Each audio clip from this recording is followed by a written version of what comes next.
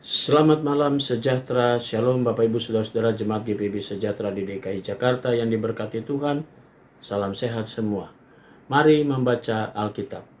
Pembacaan Alkitab kita malam hari ini terambil dalam kitab 1 Samuel pasalnya yang kelima dan 6. Kita siapkan Alkitab kita berdoa.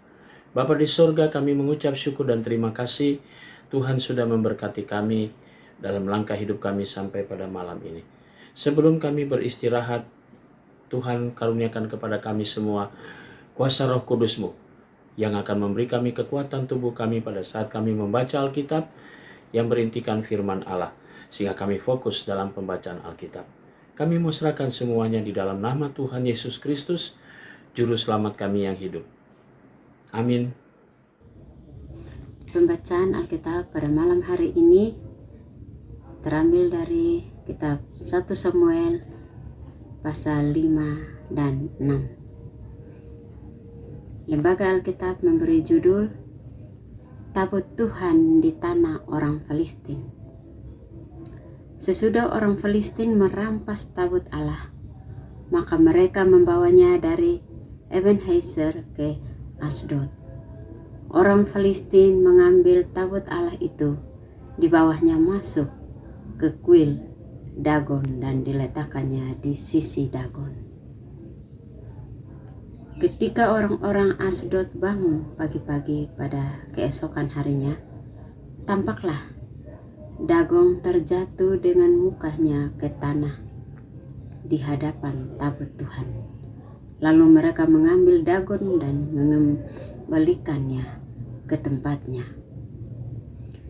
Tetapi ketika keesokan harinya mereka bangun pagi-pagi, tampaklah Dagon terjatuh dengan mukanya ke tanah di hadapan tabut Tuhan. Tetapi kepala Dagon dan kedua belah tangannya terpenggal dan terpelanting ke abang pintu. Hanya badan Dagon itu yang masih tinggal. Itulah sebabnya para imam Dagon dan semua orang yang masuk ke dalam kuil Dagon tidak menginjak abang pintu rumah Dagon yang di Asdod sampai hari ini. Tangan Tuhan menekan orang-orang Asdod itu dengan berat dan ia membingungkan mereka. Ia menghajar mereka dengan borok-borok, baik Asdod maupun daerahnya. Ketika dilihat orang-orang Asdod bahwa demikian halnya, berkatalah mereka, tabut Allah Israel tidak boleh tinggal pada kita, sebab tangannya keras melawan kita dan melawan Dagon Allah kita. Sebab itu mereka berkumpul kepadanya semua raja kota orang Filistin dan berkata, apakah yang akan kita lakukan dengan tabut Allah Israel itu? Lalu kata mereka, tabut Allah Israel harus dipindahkan ke Gad. Jadi mereka memindahkan tabut Allah Israel itu ke sana. Tetapi setelah mereka memindahkannya, maka tangan Tuhan mendatangkan kegemparan yang sangat besar atas kota itu. Ia menghajar orang-orang kota itu, anak-anak dan orang dewasa, sehingga timbul borok-borok pada mereka. Lalu mereka mengantarkan tabut Allah itu ke Ekron. Tetapi sesampai tabut Allah itu ke Ekron, berteriaklah orang Ekron itu demikian, mereka memindahkan tabut Allah Israel itu kepada kita untuk mematikan kita dan bangsa kita. Sebab itu mereka memanggil berkumpul semua raja kota orang Filistin itu dan berkata, antarkanlah tabut Allah Israel itu, biarlah itu kembali ke tempatnya, supaya jangan dimatikannya kita dan bangsa kita, sebab di seluruh kota itu ada kegemparan maut Tangan Allah menekan orang-orang di sana dengan sangat berat. Orang-orang yang tidak mati dihajar dengan borok-borok sehingga teriakan kota itu naik ke langit.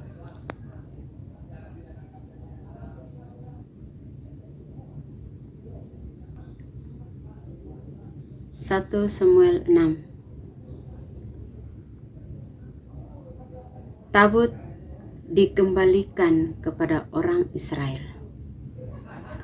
Setelah 7 bulan lamanya, tabut Tuhan itu ada di daerah orang Filistin. Maka orang Filistin itu memanggil para imam dan para petenu, lalu berkata kepada mereka, "Apakah yang harus kami lakukan dengan tabut Tuhan itu? Beritahukanlah kepada kami bagaimana kami harus mengantarkannya kembali ke tempatnya." Lalu kata mereka, "Apabila kamu mengantarkan tabut Allah Israel itu, maka janganlah kamu mengantarkannya dengan tangan hampa, melainkan haruslah kamu membayar tebusan salah kepadanya, maka kamu akan menjadi sembuh dan kamu akan mengetahui mengapa tangannya tidak undur daripadamu." Sesudah itu bertanyalah mereka, "Apakah tebusan salah yang harus kami bayar kepadanya?" Jawab mereka, "Menurut jumlah raja-raja kota orang Filistin, 5 borok emas dan 5 tikus emas. Sebab itulah yang sama menimpa kamu sekalian dan raja-raja kotamu. Jadi buatlah gambar borok-borokmu dan gambar tikus yang merusak tanahmu, dan sampaikanlah hormatmu kepada Allah Israel.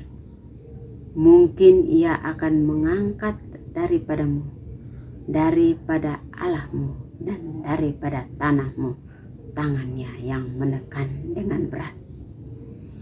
Mengapa kamu berkeras hati sama seperti orang Mesir dan Firaun berkeras hati? Bukankah mereka membiarkan bangsa itu pergi ketika ia mempermain-mainkan mereka? Oleh sebab itu, ambillah dan siapkanlah sebuah kereta baru dengan 2 ekor lembu yang menyusui, yang belum pernah kena kup. Pasanglah kedua lembu itu pada kereta, tetapi bawalah anak-anaknya kembali ke rumah, supaya jangan mengikutinya lagi. Kemudian ambillah tabut Tuhan, muatkanlah itu ke atas kereta dan letakkanlah benda-benda emas yang harus kamu bayar kepadanya sebagai tebusan salah ke dalam suatu peti di sisinya, dan biarkanlah tabut itu pergi. Perhatikanlah apabila tabut itu mengambil jalan ke daerahnya, ke Bet-Semes, maka dialah itu yang telah mendatangkan malapetaka yang hebat ini kepada kita. Dan jika tidak, maka kita mengetahui bahwa bukanlah tangannya yang telah menimpa kita. Kebetulan saja hal itu terjadi kepada kita. Demikianlah diperbuat orang-orang itu. Mereka mengambil 2 ekor lembu yang menyusui, dipasangnya pada kereta, tetapi anak-anaknya ditahan di rumah. Mereka meletakkan tabut Tuhan ke atas kereta, juga peti berisi tikus-tikus emas dan gambar benjol-benjol mereka. Lembu-lembu itu langsung mengikuti jalan yang ke Bet-Semes melalui satu jalan raya, sambil menguak dengan tidak menyimpang ke kanan atau ke kiri. Sedangkan raja-raja kota orang Filistin itu berjalan di belakangnya sampai ke daerah Bet-Semes. Orang-orang Bet-Semes sedang menuai gandum di lembah. Ketika mereka mengangkat muka, maka tampaklah kepada mereka tabut itu. Lalu bersukacitalah mereka melihatnya. Ketika itu sampai ke ladang Yosua, orang Bet-Semes itu, dan berhenti di sana. Di sana ada batu besar. Mereka membelah kayu kereta itu dan mereka mempersembahkan lembu-lembu sebagai korban bakaran kepada Tuhan. Orang-orang suku Lewi menurunkan tabut Tuhan dengan peti yang ada di sebelahnya, yang di dalamnya ada benda-benda emas itu, lalu menaruhnya di atas batu besar itu. Dan pada hari itu orang-orang Bet-Semes mempersembahkan korban bakaran dan korban sembelihan kepada Tuhan. Ketika kelima raja kota orang Filistin melihat hal itu, pulanglah mereka ke Ekron pada hari itu juga. Inilah benjol-benjol emas yang dibayar orang Filistin kepada Tuhan sebagai tebusan salah. Dari Asdod 1, dari Gaza 1, dan dari Askelon 1, dari Gad 1, dari Ekron 1. Lagi tikus-tikus emas menurut jumlah segala kota orang Filistin, kepunyaan kelima raja kota itu, baik kota-kota yang berkubu maupun dusun-dusun sekitarnya, dan batu besar yang di atasnya diletakkan mereka tabut Tuhan di ladang Yosua orang Bet-Semes itu, adalah saksi sampai hari ini. Dan ia membunuh beberapa orang Bet-Semes karena mereka melihat ke dalam tabut Tuhan. Ia membunuh 70 orang dari rakyat itu. Rakyat itu berkabung karena Tuhan telah menghajar mereka dengan dahsyatnya. Dan orang-orang Bet-Semes berkata, siapakah yang tahan berdiri di hadapan Tuhan, Allah yang kudus ini? Kepada siapakah ia akan berangkat meninggalkan kita? Lalu mereka mengirim utusan kepada penduduk Kiryat Yarim dengan pesan, orang Filistin telah mengembalikan tabut Tuhan, datanglah dan angkutlah itu kepadamu. Demikianlah pembacaan Alkitab pada malam hari ini. Saudara-saudara, mari kita berdoa. Bapa di surga, kami bersyukur kepadamu. Engkau sudah menuntun kami dalam pembacaan Alkitab. Malam menjadi bagian bagi kami untuk beristirahat. Tuhan Yesus memberkati kami dan merangkul kami semua, melindungi kami dalam istirahat kami malam hari ini. Dan besok pagi kami boleh bangun dengan tubuh yang segar, yang diberkati semua. Kehidupan kami memasuki hari yang baru, kami dapat berkarya seturut dengan kehendak-Mu. Terima kasih Bapa, kami berdoa untuk Jemaat GPIB Sejahtera di DKI Jakarta, tiap rumah tangga, tiap pribadi. Inilah doa kami yang kami naikkan dalam nama Yesus Kristus, Tuhan dan Juru Selamat kami yang hidup. Kami sudah berdoa dan mengucap syukur kepada Bapa di sorga. Amin. Selamat malam, selamat beristirahat, Tuhan memberkati saudara.